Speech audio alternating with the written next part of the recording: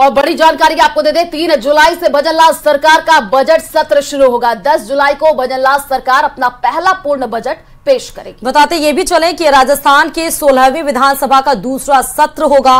विधानसभा speaker Vasudev Devnani की अध्यक्षता में सदन की कार्यवाही शुरू होगी और इसके लिए सर्वदलीय बैठक भी आयोजित की जाएगी। तो 3 जुलाई को सदन में शोकाभ्यक्ति होगी और आपको बता दें कि 10 जुलाई को बतौर वित्त मंत्री दिया कुमारी बजट पेश करेंगी और इसके बाद अगले 3 दिन बजट पर बहस होगी और राज्य सरकार की ओर से सदन में जवाब पेश किया जाएगा और इसके बाद 8 बैठकों में कई विभागों से संबंधित मांगों पर सदन में चर्चा के बाद पारित होगी।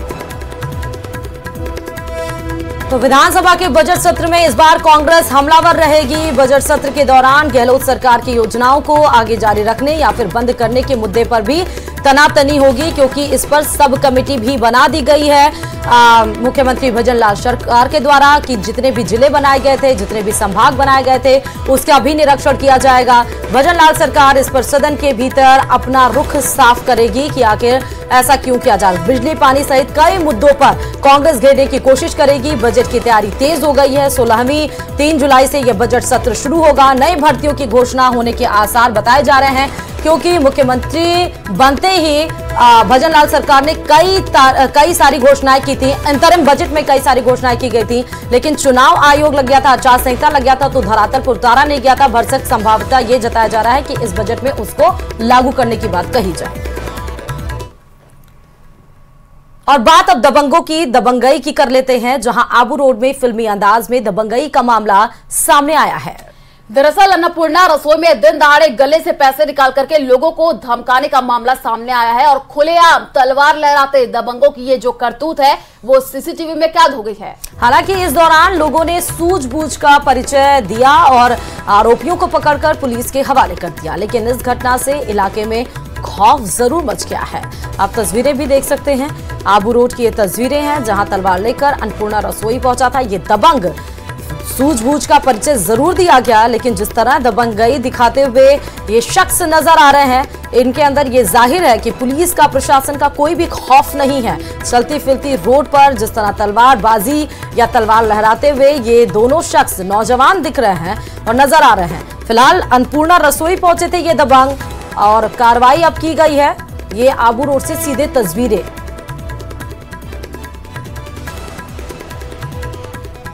सरकार द्वारा चलाई जा रही योजनाओं पर भी अब गुंडागर्दी का साया मंडराने लगा है।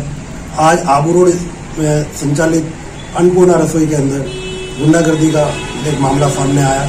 यहाँ कुछ बदमाशों द्वारा धारदार हथियार से, तलवार से संचालकों पर हमला किया गया और ये घटना को बहुत ही गंभीरता से लिया जाए।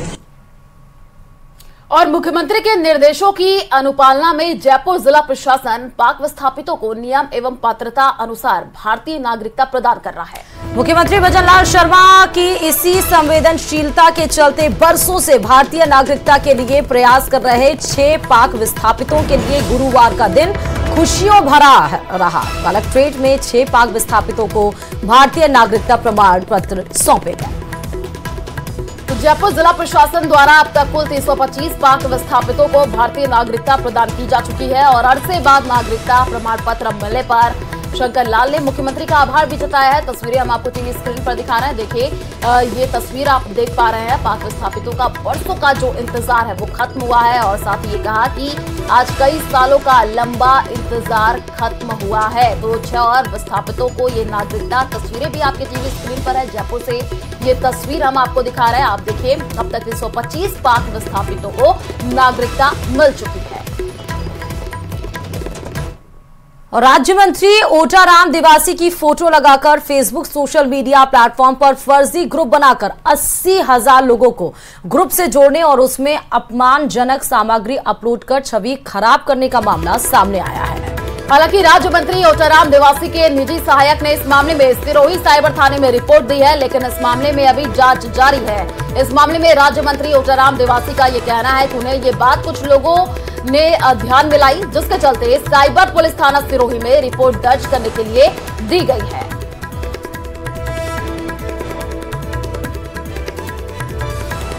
और बड़ी जानकारी आपको दे दें, नीट यूजी 2024 परीक्षा मामले में आज सुप्रीम कोर्ट में सुनवाई होगी। एनटीए ने सुप्रीम कोर्ट में ट्रांसफर याचिका दाखिल की हुई है। एनटीए वो एजेंसी जो नीट की परीक्षा कराती है, सुप्रीम कोर्ट में एनटीए की तरफ से ट्रांसफर याचिका दाखिल की गई है। आज उस पर सुनवाई होगी। लगातार सुप्रीम कोर्ट में नीट को लेकर सुनवाई हुई। कल सुप्रीम कोर्ट ने अपना रुख साफ कर दिया था कि काउंसलिंग नहीं रुकेगी, लेकिन जिनको ग्रेस मार्क्स मिले थे, जिसमें कि 6773 बच्चे थे, 53 बच्चे थे, जिनका एग्जाम फिर से होगा, दोबारा किया जाएगा और तारीख 23 जून तय की गई थी। अब एनटीए ने अलग अलग उच्च न्यायालयों में नीट यूजी परीक्षा के खिलाफ लंबित याचिकाओं को सुप्रीम कोर्ट में स्थानांतरित करने की मांग की है। आपको बता दें कि एनटीए ने याचिका में यह कहा कि देश के 7 हाई कोर्ट में नीट यूजी परीक्षा के खिलाफ याचिकाएं दाखिल की है और ऐसे में अगर अलग अलग सुनवाई होती है तो आदेशों की वजह से छात्रों के बीच जो है वो भ्रम बढ़ेगा। इसलिए हाई कोर्ट में लंबित याचिकाओं को सुप्रीम कोर्ट में ट्रांसफर किया जाए। और ये बड़ी खबर भी नीट से जुड़ी हुई ही है, क्योंकि नीट मामले में बिहार पुलिस का एनटीए पर आरोप है। पेपर लीक मामले में जांच में सहयोग न करने का आरोप लगाया गया है। तो देखिए, बिहार पुलिस की ईओयू जो है वो मामले की जांच कर रही है। पटना के शास्त्री नगर में दर्ज हुई पेपर लीक की एफआईआर और ईओयू का एनटीए पर पूरी जानकारी नहीं देने का आरोप है। तो ये बड़ी जानकारी आपको दे रहे हैं। आपको बता दें कि नीट मामले में बिहार पुलिस का ये आरोप है और जो है ये अपडेट निकल करके सामने आ रही है कि ईओयू का एनटीए पर पूरी जानकारी नहीं देने का आरोप है। बता दें कि बिहार पुलिस ने साफ तौर पर कहा है कि पेपर लीक मामले में एनटीए सहयोग नहीं कर रहा है। ये आरोप और ये बड़ा आरोप लगाया गया है, क्योंकि जब तमाम याचिकाएं, जब बवाल मचा नीट परीक्षार्थियों के द्वारा, तब भी एनटीए ने कोई रुख साफ नहीं किया था। जब पहली सुनवाई सुप्रीम कोर्ट में हुई तब सुप्रीम कोर्ट ने जवाब दाखिल करने के लिए एनटीए को बोला और अब बिहार पुलिस की ईओ भी कह रहे हैं कि एनटीए इस नीट की जो पेपर लीक मसला है उसमें अब सहयोग नहीं कर रहा है।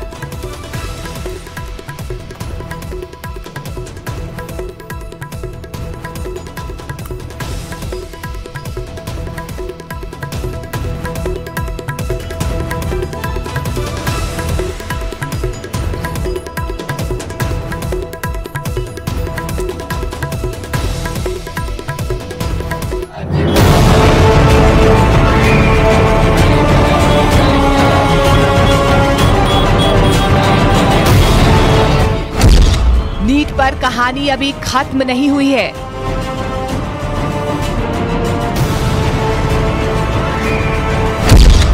नीट पर लड़ाई अभी खत्म नहीं हुई है। नीट परीक्षा रद्द करो, रद्द करो, रद्द करो। नीट परीक्षा रद्द करो, रद्द करो, रद्द करो। पेपर लीक पर परीक्षा का पंगा बाकी है। सुप्रीम कोर्ट ने ग्रेस मार्क्स को रद्द कर दिया। नीट यूजी 2024 की परीक्षा में जिन 1563 छात्रों को कम समय के एवज में ग्रेस मार्क्स दिए गए थे, उनके लिए दोबारा एग्जाम देने का ऑप्शन दे दिया गया और सुप्रीम कोर्ट के आदेश का पालन करते हुए एनटीए ने इस बाबत नोटिस भी जारी कर दिया है। नोटिस के मुताबिक 5 मई 2024 को जिन छात्रों को लेट से ओएमआर शीट मिली थी और जिसके एवज में उन्हें ग्रेस मार्क्स दिए गए, उन 1563 छात्रों को 23 जून 2024 को परीक्षा देने का मौका दिया गया है। लेकिन बात यहीं खत्म नहीं होती, क्योंकि सवाल अभी भी हैं। आरोप परीक्षा की प्रक्रिया में गड़बड़ी करने, पेपर लीक करने और तो और नतीजों से छेड़छाड़ करने तक का है। एनटीए सरकार के इस पर अपने दावे हैं, लेकिन ये सवाल अब भी बरकरार हैं और ऐसे ही एक मामले की जांच बिहार में चल रही है। दरअसल बिहार में इकोनॉमिक्स ऑफिस यूनिट यानी कि ईओयू एक मामले की जांच कर रही है। बिहार में व्हाट्सएप पर नीट का पेपर वायरल होने का आरोप है। आरोप ये भी है कि परीक्षा शुरू होने से पहले छात्रों को उत्तर मुहैया करवाया गया था। पटना के शास्त्री नगर थाने में पेपर लीक होने की एफआईआर दर्ज कर दी गई थी। 17 मई को कथित पेपर लीक का ये मामला ईओयू के पास पहुंचा। दावा है कि शुरुआती जांच में पाया गया है कि बिहार में ये पेपर लीक नहीं हुआ, बल्कि हरियाणा और राजस्थान के पास किसी जगह से लीक होने के बाद बिहार के सेंटर्स के पास व्हाट्सएप के जरिए पहुंचा था और दावा ये भी है कि कुछ चुनिंदा लोगों तक नीट के पेपर को व्हाट्सएप के जरिए पहुंचाया गया, जो बाद में वायरल हो गया। पटना के ईओयू का दावा है कि उन्होंने इस बारे में एनटीए को नोटिस जारी किए। 3 बार नोटिस जारी करके एनटीए से अहम तथ्यों पर जानकारी मांगी। दावा है कि एनटीए ने बुधवार की रात ईओयू को ईमेल पर नोटिस का जवाब दिया। पटना ईओयू के मुताबिक एनटीए ने जो जानकारी भेजी है वो आधी अधूरी है। दावा किया गया है कि सिर्फ कुछ छात्रों की ही जानकारी एनटीए ने भेजी है। ईओयू के मुताबिक एनटीए ने कई मूलभूत सवालों के जवाब नहीं दिए हैं। दावा है कि एनटीए ने ऐसे सवालों को नजरअंदाज कर दिया जिससे जांच में मदद मिल सके। दावा है कि वो जवाब नहीं दिए गए जिससे पेपर लीक के मूल स्रोत तक पहुंचा जा सके। दरअसल ईओयू ने एनटीए से पूछा था कि प्रश्न पत्र किस प्रेस में छपे थे, एक प्रेस या ज्यादा प्रेस में छपे थे, किस कंपनी या एजेंसी को प्रेस से अलग अलग राज्यों में पहुंचाने की जिम्मेदारी थी। पूरी प्रक्रिया के बारे में एनटीए के किस स्तर के कितने पदाधिकारियों को जानकारी थी। विशेष रूप से बिहार में प्रश्न पत्र को लाने और इसके अलग अलग जगहों पर मौजूद परीक्षा केंद्रों तक पहुंचाने की जवाबदेही किसे सौंपी गई, ये सारे सवाल पूछे गए थे। हालांकि नीट मामले में सियासी किरदार भी कूद पड़े हैं। कांग्रेस जांच पर सवाल खड़े कर रही है और सरकार गड़बड़ी पाए जाने पर दोषियों के खिलाफ सख्त कार्रवाई की बात कर रही है। जिस एनटीए के नेतृत्व में ये पूरे का पूरा स्कैम हुआ, पेपर लीक हुआ, आप उसी को बोल रहे हो कि आप इंक्वायरी करें, तो ये किस प्रकार का ठोस कदम हुआ? सारे विषय पारदर्शिता, वो जिस तरीके का पारदर्शिता होनी चाहिए उस विषय को सामने लाएंगे। आप चिंता मत करिए, जैसे मैं पहले ही बता चुका हूं, मैं बच्चों के गार्जियंस को यानी अभिभावकों को ये आश्वस्त करता हूं कि नाइंसाफी किसी के साथ नहीं। वहीं गुरुवार को केंद्रीय शिक्षा मंत्री धर्मेंद्र प्रधान एनटीए के अधिकारियों से मिलने पहुंचे और उसके बाद उन्होंने साफ किया कि विपक्ष इस पर राजनीति कर रहा है और उन्होंने दावा किया कि पेपर लीक के कोई भी प्रमाण नहीं मिले हैं। पेपर लीक की हमारे पास कोई जानकारी नहीं है।